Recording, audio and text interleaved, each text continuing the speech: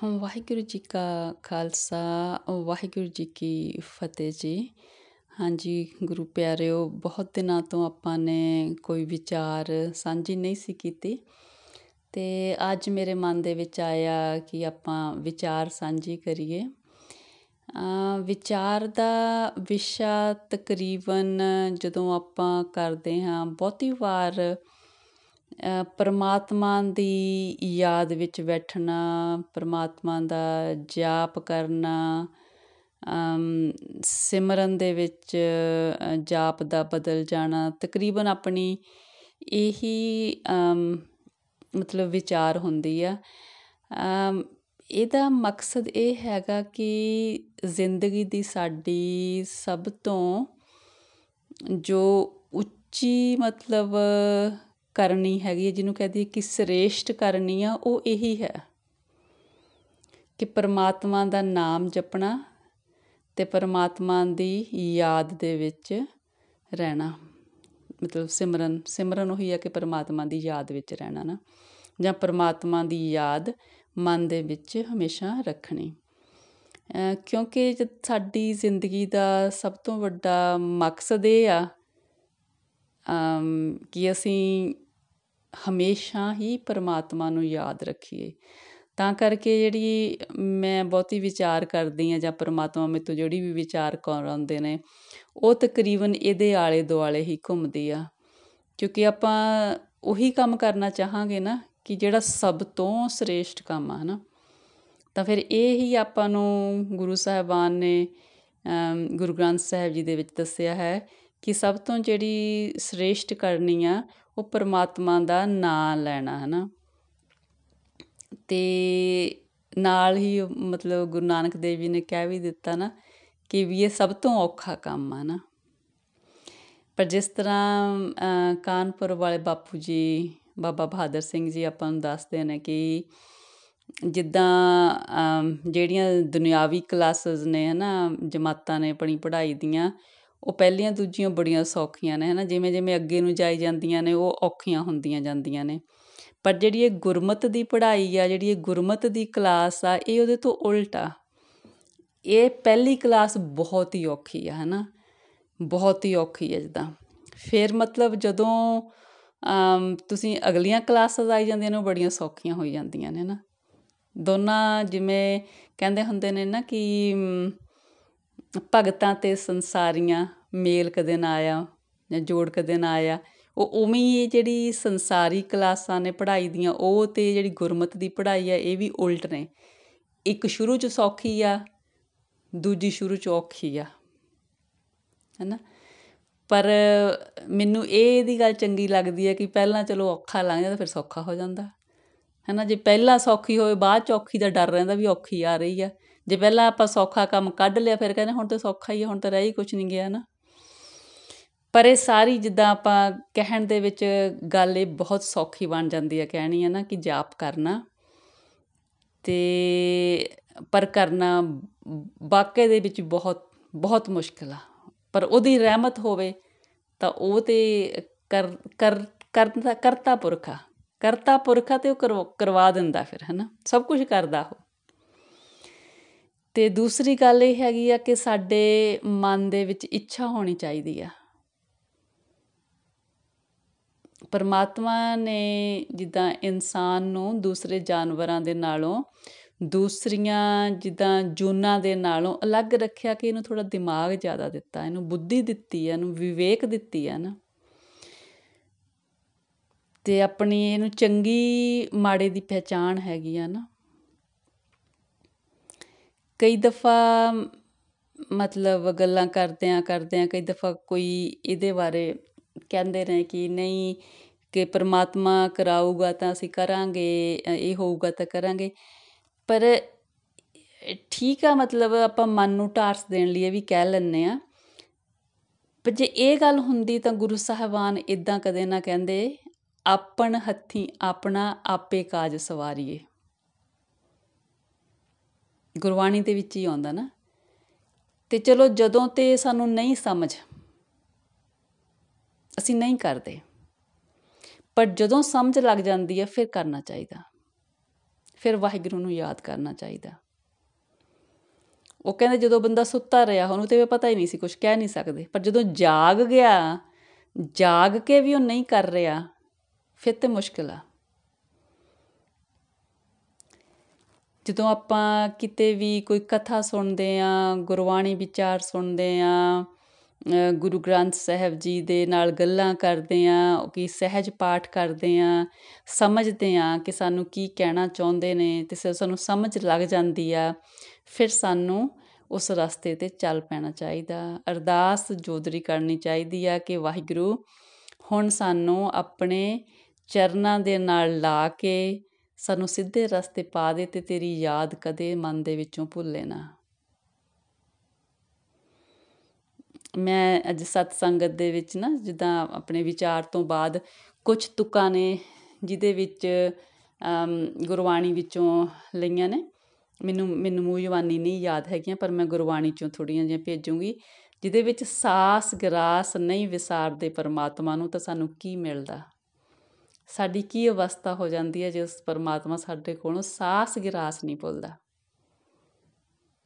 ਬਹੁਤ ਵੱਡੀ ਅਵਸਥਾ ਹੈ, ਬਹੁਤ ਉੱਚੀ ਅਵਸਥਾ ਹੈ। ਇੱਕ ਜਗ੍ਹਾ 'ਤੇ ਗੁਰਬਾਣੀ 'ਚ ਆਉਂਦਾ ਕਿ ਵੀ ਜਿਹੜਾ ਗੁਰਮੁਖ ਆ ਉਹਦਾ ਰੋਮ ਰੋਮ ਧਿਆਉਣ ਲੱਗ ਜਾਂਦਾ ਪਰਮਾਤਮਾ ਨੂੰ। ਕਿੱਦਾਂ ਦੇ ਗੁਰਮੁਖ ਪਿਆਰੇ ਹੋਣਗੇ ਜਿਨ੍ਹਾਂ ਦੀ ਇਹ ਅਵਸਥਾ ਬਣੀ ਹੋਊਗੀ, ਹੈ ਨਾ, ਰੋਮ ਰੋਮ ਹਰ ਧਿਆਵੇ। ਉਹ ਤਾਂ ਪਤਾ ਜਿਹੜੇ ਆਪਣੇ ਸ਼ਹੀਦ ਹੋ ਗਏ ਨੇ, ਭਾਈ ਮਤੀ ਦਾਸ ਜੀ, ਭਾਈ ਸਤੀ ਦਾਸ ਜੀ, ਭਾਈ ਦਿਆਲਾ ਜੀ, ਉਹਨਾਂ ਦੀ ਇਹ ਅਵਸਥਾ ਸੀ, ਹੈ ਨਾ। ਅੱਜ ਵੀ ਹੋਣਗੇ ਪਰ ਸਾਡੀ ਨਜ਼ਰ ਵਿੱਚ ਨਹੀਂ ਹੈਗੇ, ਜਿਨ੍ਹਾਂ ਦੇ ਰੋਮ ਰੋਮ ਵਿੱਚ ਵਾਹਿਗੁਰੂ ਆ। ਕੋਸ਼ਿਸ਼ ਕਰੀਏ ਕਿ ਥੋੜ੍ਹਾ ਟਾਈਮ ਸਵੇਰ ਨੂੰ ਜਦੋਂ ਵੀ ਟਾਈਮ ਲੱਗੇ ਤਾਂ ਅਸੀਂ ਵਾਹਿਗੁਰੂ ਦਾ ਨਾਂ ਲੈਣ ਲਈ ਬੈਠੀਏ, ਵਾਹਿਗੁਰੂ ਦੀ ਯਾਦ ਵਿੱਚ ਬੈਠੀਏ। ਜਿੱਦਾਂ ਸ਼ੁਰੂ ਵਿੱਚ ਆਪਾਂ ਗੱਲ ਕਰਦੇ ਹਾਂ ਕਿ ਬੜਾ ਮੁਸ਼ਕਿਲ ਆ ਬੈਠਣਾ, ਹੈ ਨਾ। ਕੋਸ਼ਿਸ਼ ਜਦੋਂ ਜਿਵੇਂ ਜਿਵੇਂ ਮਤਲਬ ਹਰ ਇੱਕ ਦੀ ਅਵਸਥਾ ਅਲੱਗ ਅਲੱਗ ਆ, ਹੈ ਨਾ। ਹੁਣ ਜਿਵੇਂ ਆਪਾਂ ਸੰਗਤ ਦੇ ਵਿੱਚ ਵੀ ਜਿਹੜੀ ਸੰਗਤ ਇਕੱਠੀ ਹੋਈ ਆ, ਸਾਰਿਆਂ ਦੀ ਅਵਸਥਾ ਇੱਕ ਨਹੀਂ ਹੈਗੀ, ਸਾਰਿਆਂ ਦੀ ਅਲੱਗ ਅਲੱਗ ਅਵਸਥਾ, ਹੈ ਨਾ। ਕੋਈ ਪਹਿਲੀ ਕਲਾਸ ਦਾ, ਕੋਈ ਦੂਜੀ ਕਲਾਸ ਦਾ, ਕੋਈ ਤੀਜੀ ਕਲਾਸ ਦਾ, ਕੋਈ ਚੌਥੀ ਕਲਾਸ, ਹਰ ਇੱਕ ਅਲੱਗ ਅਲੱਗ ਅਵਸਥਾ, ਹਰ ਇੱਕ ਨੂੰ ਆਪਣੀ ਅਵਸਥਾ ਆਪ ਪਤਾ। ਕੋਈ ਕਿਸੇ ਨੂੰ ਦੱਸ ਨਹੀਂ ਸਕਦਾ ਕਿ ਕਿਸਦੀ ਕਿਹੜੀ ਅਵਸਥਾ ਹੈਗੀ ਆ, ਕਿਉਂਕਿ ਉਹ ਅਵਸਥਾ ਆਪਾਂ ਨੂੰ ਅੰਦਰੋਂ ਪਤਾ। ਵਾਹਿਗੁਰੂ ਦਾ ਜਦੋਂ ਅਸੀਂ ਨਾਂ ਲੈਂਦੇ ਹਾਂ ਤਾਂ ਸਾਡਾ ਅੰਦਰਲਾ ਜਿਹੜਾ ਹਿਰਦਾ ਉਹ ਸ਼ੁੱਧ ਹੁੰਦਾ ਜਾਂਦਾ।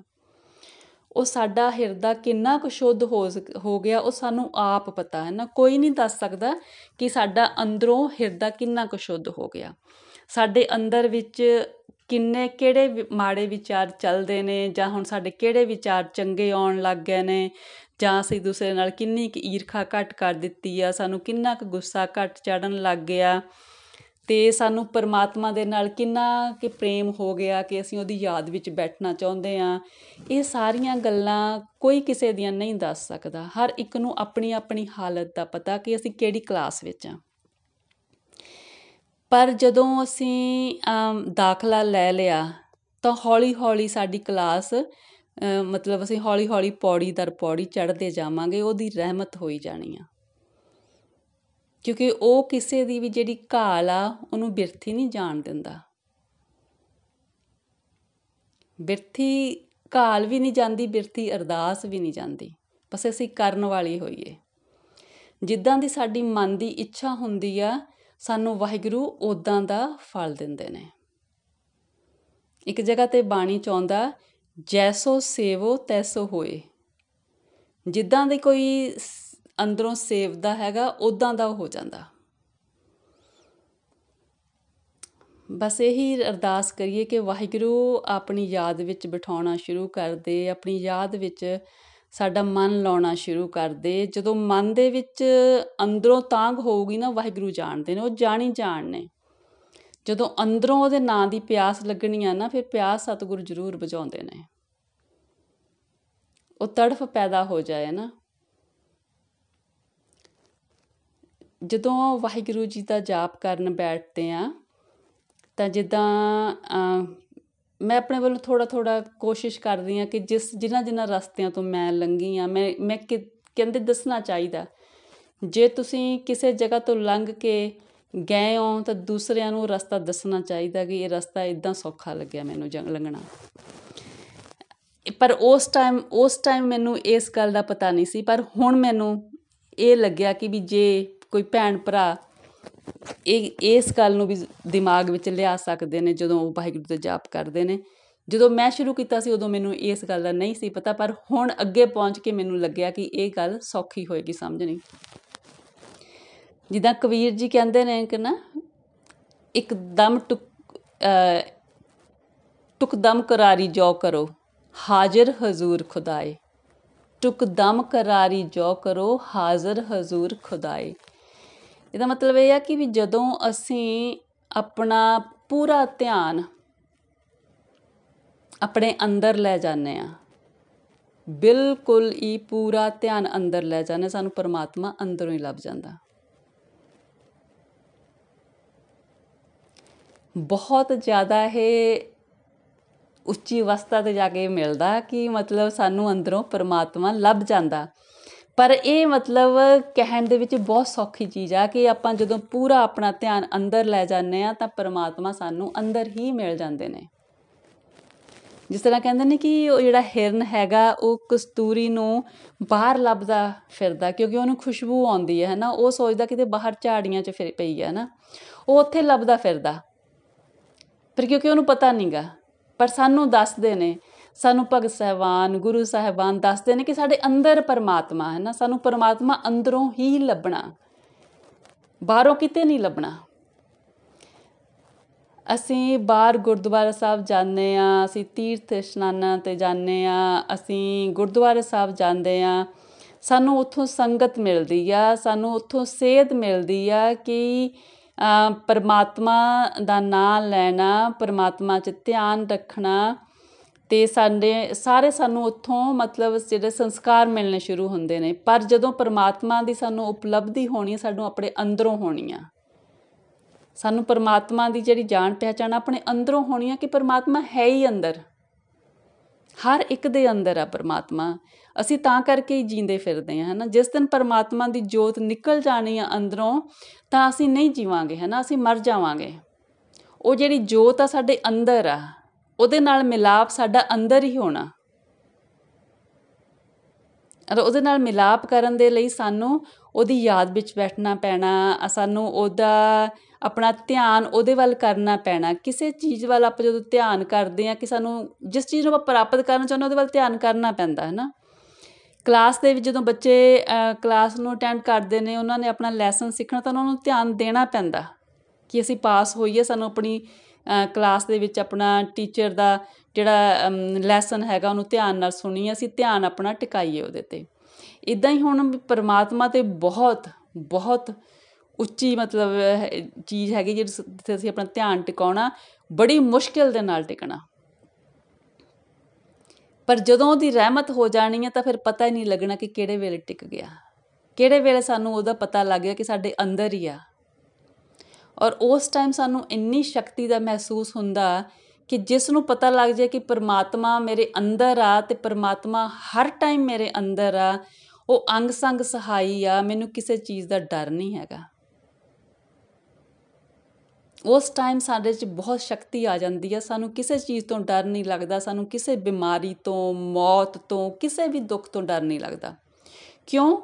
ਕਿਉਂਕਿ ਜਿਹਨੇ ਉਹ ਦੁੱਖ ਦਿੱਤਾ, ਜਿਹਨੇ ਉਹ ਬਿਮਾਰੀ ਦਿੱਤੀ ਆ, ਉਹ ਸਾਡੇ ਅੰਦਰ ਆ। ਅਸੀਂ ਉਹਦੇ ਨਾਲ ਗੱਲ ਕਰਦੇ ਹਾਂ ਅਤੇ ਉਹ ਸਾਡੀ ਗੱਲ ਸੁਣਨਗੇ, ਸਾਡੀ ਅਰਦਾਸ ਸੁਣਨਗੇ ਅਤੇ ਸਾਨੂੰ ਠੀਕ ਕਰ ਦੇਣਗੇ।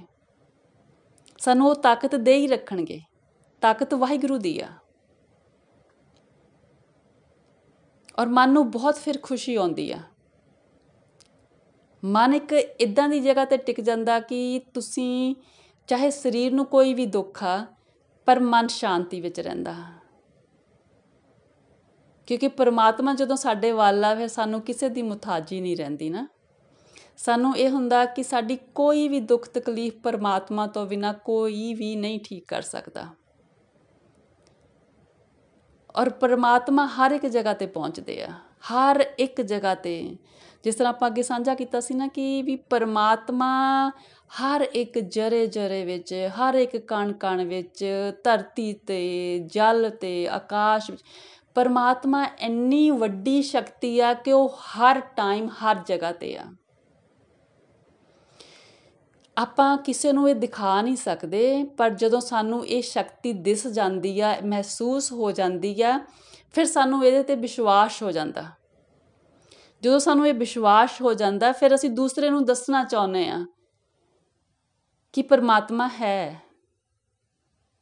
ਜਿਸ ਤਰ੍ਹਾਂ ਕਹਿੰਦੇ ਨੇ ਕਿ ਗੁਰਬਾਣੀ 'ਚ ਹੀ ਆਉਂਦਾ ਨਾ ਕਿ ਹਰ ਇੱਕ ਦੁੱਧ ਦੇ ਵਿੱਚ ਘਿਓ ਆ ਔਰ ਹਰ ਇੱਕ ਲੱਕੜ ਦੇ ਵਿੱਚ ਅੱਗ ਆ, ਪਰ ਉਹ ਦਿਸਦੀ ਨਹੀਂ ਗੀ ਜਦੋਂ ਤੱਕ ਸਾਡਾ ਐਕਸਪੀਰੀਅੰਸ ਨਹੀਂ ਉਹਦਾ ਹੋ ਜਾਂਦਾ। ਅਸੀਂ ਦੁੱਧ ਰਿੜਕਦੇ ਹਾਂ, ਅਸੀਂ ਮੱਖਣ ਕੱਢ ਲੈਂਦੇ ਹਾਂ, ਘਿਓ ਆ ਗਿਆ ਨਾ। ਫਿਰ ਅਸੀਂ ਲੱਕੜ ਨੂੰ ਬਾਲਦੇ ਹਾਂ ਤਾਂ ਸਾਨੂੰ ਜਦੋਂ ਬਲਦੀ ਹੈ ਸਾਨੂੰ ਪਤਾ ਲੱਗਿਆ ਕਿ ਅੱਗ ਹੈ ਆ। ਇੱਦਾਂ ਹੀ ਪਰਮਾਤਮਾ ਹਰ ਇੱਕ ਇਨਸਾਨ ਦੇ ਵਿੱਚ ਆ, ਹਰ ਇੱਕ ਦੇ ਹਿਰਦੇ ਵਿੱਚ ਆ ਪਰਮਾਤਮਾ। ਔਰ ਜਦੋਂ ਉਹ ਪਰਮਾਤਮਾ ਸਾਨੂੰ, ਜਿਵੇਂ ਸਾਨੂੰ ਦੁੱਧ ਵਿੱਚੋਂ ਘਿਓ ਅਤੇ ਲੱਕੜ ਦੇ ਵਿੱਚੋਂ ਅੱਗ ਦਿਸ ਗਈ ਨਾ, ਜਦੋਂ ਉੱਦਾਂ ਪਰਮਾਤਮਾ ਸਾਨੂੰ ਆਪਣੇ ਅੰਦਰ ਦਿਸ ਜਾਂਦੇ ਨੇ ਨਾ, ਫਿਰ ਸਾਨੂੰ ਦੁਨੀਆ ਦੀ ਕੋਈ ਚੀਜ਼ ਚੰਗੀ ਨਹੀਂ ਲੱਗਦੀ, ਕਿਉਂਕਿ ਅਸੀਂ ਸਭ ਤੋਂ ਪਿਆਰੀ ਚੀਜ਼ ਦੇਖ ਲਈ ਆ। ਸਾਡਾ ਸੁਭਾਅ ਬਦਲਣਾ ਸ਼ੁਰੂ ਹੋ ਜਾਂਦਾ, ਸਾਡਾ ਦੁਨੀਆ ਦੇ ਨਾਲ ਮੇਲ ਮਿਲਾਪ ਅਲੱਗ ਤਰ੍ਹਾਂ ਦਾ ਹੋ ਜਾਂਦਾ। ਜਿੱਦਾਂ ਕਹਿੰਦੇ ਕਿ ਭਗਤਾਂ ਅਤੇ ਸੰਸਾਰੀਆਂ ਮੇਲ ਕਦੇ ਨਾ ਆਇਆ, ਹੈ ਨਾ, ਜੋੜ ਕਦੇ ਨਾ ਆਇਆ। ਮੈਨੂੰ ਤੁਕ ਪੱਕੀ ਤਰ੍ਹਾਂ ਨਹੀਂ ਯਾਦ ਹੈਗੀ। ਇਹ ਮਤਲਬ ਬਹੁਤ ਹੀ ਜ਼ਿਆਦਾ, ਜਿੱਦਾਂ ਬਹੁਤ ਹੀ ਜ਼ਿਆਦਾ ਪਿਆਰੀ ਚੀਜ਼ ਆ ਜਦੋਂ ਪਰਮਾਤਮਾ ਦੇ ਨਾਲ ਸਾਡਾ ਅੰਦਰ ਮਿਲਾਪ ਹੋ ਜਾਂਦਾ, ਸਾਨੂੰ ਪਰਮਾਤਮਾ ਦੇ ਨਾਲ ਸਾਂਝ ਹੋ ਜਾਂਦੀ ਹੈ, ਸਾਨੂੰ ਵਿਸ਼ਵਾਸ ਹੋ ਜਾਂਦਾ ਕਿ ਪਰਮਾਤਮਾ ਸਾਡੇ ਅੰਦਰ ਆ। ਜਦੋਂ ਆਪਾਂ ਨੂੰ ਖੁਸ਼ੀ ਹੁੰਦੀ ਆ, ਆਪਾਂ ਉਹਨੂੰ ਵੰਡਣਾ ਚਾਹੁੰਦੇ ਹਾਂ। ਆਪਾਂ ਕਹਿੰਦੇ ਸਾਨੂੰ ਖੁਸ਼ੀ ਮਿਲੀ ਆ, ਸਾਡੇ ਨਾਲ ਦੇ ਵੀ ਖੁਸ਼ ਹੋਣ।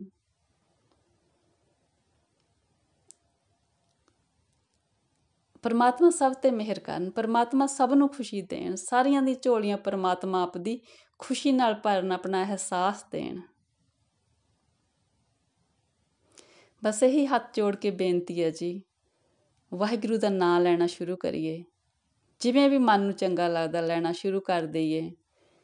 ਪਿਆਸ ਪਰਮਾਤਮਾ ਨੂੰ ਸਮਝ ਲੱਗ ਜਾਂਦੀ ਆ ਕਿ ਮੈਨੂੰ ਮਿਲਣ ਦੀ ਪਿਆਸ ਆ, ਇਸ ਲਈ ਮੇਰਾ ਬੱਚਾ ਵੈਰਾਗ ਵਿੱਚ ਮੇਰੇ ਵੱਲ ਆ ਰਿਹਾ। ਪਰਮਾਤਮਾ ਕੋਹਾਂ ਤੋਂ ਸਾਡੇ ਵੱਲ ਆ ਜਾਂਦੇ ਨੇ। ਵਾਹਿਗੁਰੂ ਜੀ ਰਹਿਮਤ ਕਰਨ ਸਾਰਿਆਂ 'ਤੇ। ਗਲਤੀਆਂ ਭੁੱਲਾਂ ਚੁੱਕਾਂ ਦੀ ਮਾਫੀ ਦੇ ਦਿਓ ਜੀ। ਵਾਹਿਗੁਰੂ ਜੀ ਕਾ ਖਾਲਸਾ, ਵਾਹਿਗੁਰੂ ਜੀ ਕੀ ਫਤਿਹ ਜੀ।